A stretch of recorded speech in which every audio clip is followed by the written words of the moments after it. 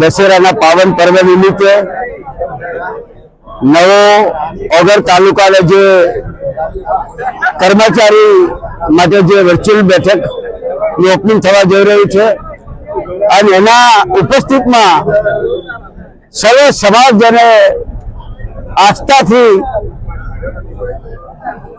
નમન કરી વંદન કરે છે એવા પરમ પૂજ્ય બળદેવગીરી બાપુ પણ અહીંયા ઉપસ્થિત છે। ત્યારે તો પ્રથમ બાપુના ચરણોમાં વંદન કરું છું, નમન કરું છું। કાંકરેજ તાલુકાની એમાં સવિશેષ થરા તાલુકા વિસ્તારના જે ગામો છે એ ગામોની વર્ષોથી લાગણીને બાગણી હતી કે થરાને એક તાલુકા મથક અલગ મળવું જોઈએ।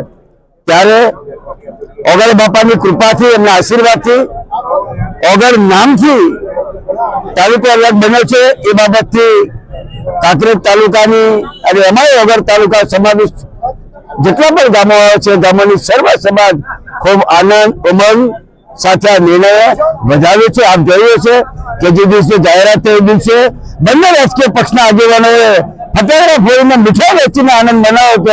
આ જ આ એકતાનું પ્રતીક છે।